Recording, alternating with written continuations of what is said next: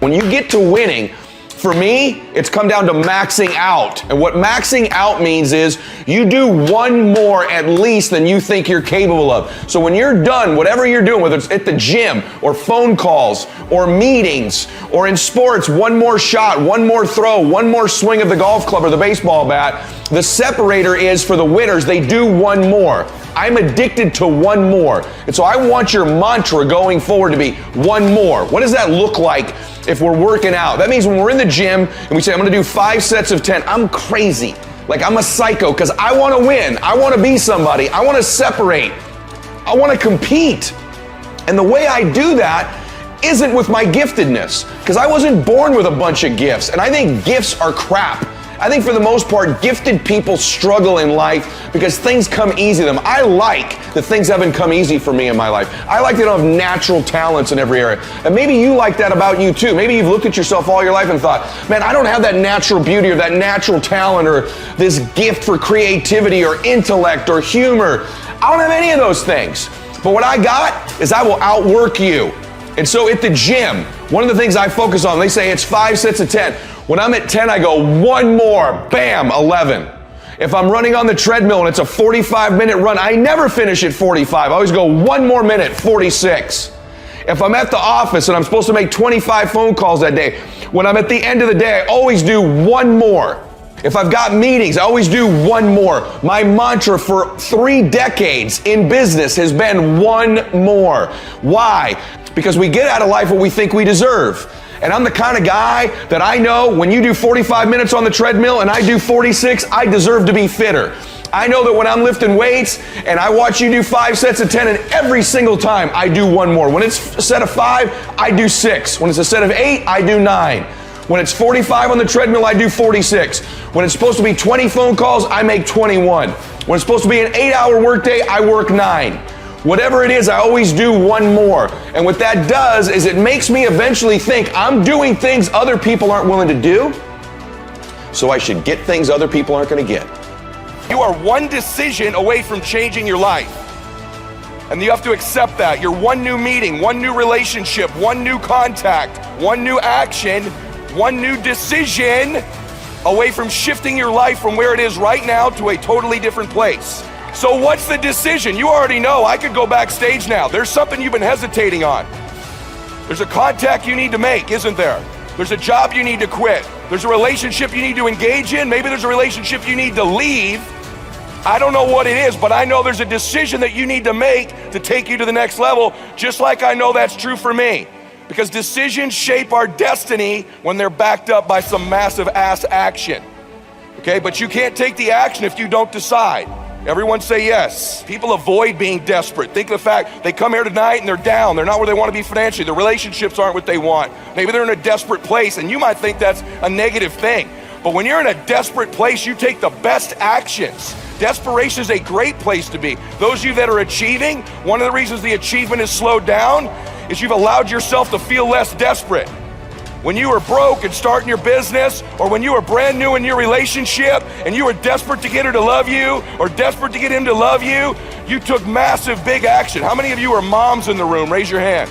You moms, if you woke up tomorrow morning and your baby wasn't in their bed, would you be desperate right away, yes or no? Big time desperation. You wouldn't be thinking about what you need to do. You'd be acting, wouldn't you? You'd immediately make the decision. You'd take massive action. You'd search the house. You'd go into the street. Would you worry if your makeup was on right? How you looked, what people thought about you? You wouldn't, would you? Have to have the perfect plan to go find your baby that's missing. You wouldn't need any of that because you were desperate. So when you remove desperation, all this bullshit creeps into your life where you think you have to have the perfect plan and look the perfect way and have the perfect thoughts and be all zen and perfect. What you need is to be desperate. What you need is to get after it. And I want you to get desperate to make that decision. Why? Because our obsessions become our possessions. What you obsess about most regularly, you will eventually possess in your life. The challenge for most people, sisters and brothers, is that we obsess on the things we're fearful of, what we don't have, what we're worried about. And then we end up possessing those things over and over again, rather than programming ourselves to become obsessed with what we want, what our dreams are, what we believe we deserve. When we become obsessed about those things, long term, we end up possessing those things. Can I get an amen for that? Yes? Yet most of us don't replace the external parts of our lives because those things happen naturally without thought. The external results of our life, in order to replace ourselves with the next best version, requires intention, requires obsession, requires desperation. Everyone with me on that, say yes. So it's not unnatural to change. Your friends that think you're crazy to have started your business or come to a seminar or spend money you don't have, they're the crazy ones. It's unnatural to be the same person you are right now next year. For all of you in here, the 35-year-old you should be gone next year forever, and there should be a brand new, better 36-year-old. You 20-year-olds, there should be a better 21-year-old next year. You should constantly be replacing yourself just like your bones do, just like your lungs do, just like your cells do. It's natural to be replacing ourselves, but we're around people who aren't, so we think it's natural not to. I think you got to find a business you're going to start. And here's what I did. I played a game with myself, and that game was this. If I hit my certain goals in a given month, I think you should go touch your dreams. I think you should live in your dreams. I think that the more familiar you become with your dream or whatever it is you want, the more you can touch it, feel it, and be around it, the more likely you become comfortable in it, the more likely you'll acquire it. And so one of the big things that I did was I would set these goals up, whether it be an income goal or a production goal. This is when I was part-time as an entrepreneur. And I'd say, if we hit X, we're going to go away for one night. And that one night would be to a nice place. It might be like the Ritz-Carlton Laguna Beach, right, where I would go, or the La Quinta Resort in Palm Desert. And I'd do one night in my dream. I'd spend the $300 or $400. My wife would get a nice massage. Get a taste of it. And I'd go play golf. And guess who you run into those golf courses? You run into some rich dudes. And I'd run into those guys on the golf course, and I would get to know them for that weekend, that time. So it wasn't golf. You're touching possibility. You're living in your dream. The more you can touch it. If your dream is to feed 1 million people, spend one day a month actually in those charities feeding people. The more you get comfortable in your dream. So you don't wait until you're set to do it. You get little. You never do. You know this. Every little thing you've acquired, even getting Elena. You talked about how you chased her for 13 months. You got around her a little bit in the meantime, because the more comfortable she could get with hearing your voice messages are from you, the more likely she's going to get in your dream. Because you belong in your dream, but you have to touch it regularly before you get it. A couple ironic things about closing and selling that you may not have ever been told before, but I'm going to tell you. People don't have to believe what you're saying. Is that crazy? People do not have to believe what you're saying. In fact, too many of you spend too much time trying to get people to believe what you're saying. And you come across like a beggar because of it. You seem desperate.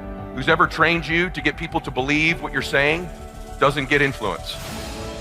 There's a subtle difference that the great ones know. And you've probably never been told this before, but I know it. And persuasion is not about getting people to believe what you're saying. You ready? Persuasion is about getting people to believe you believe what you're saying.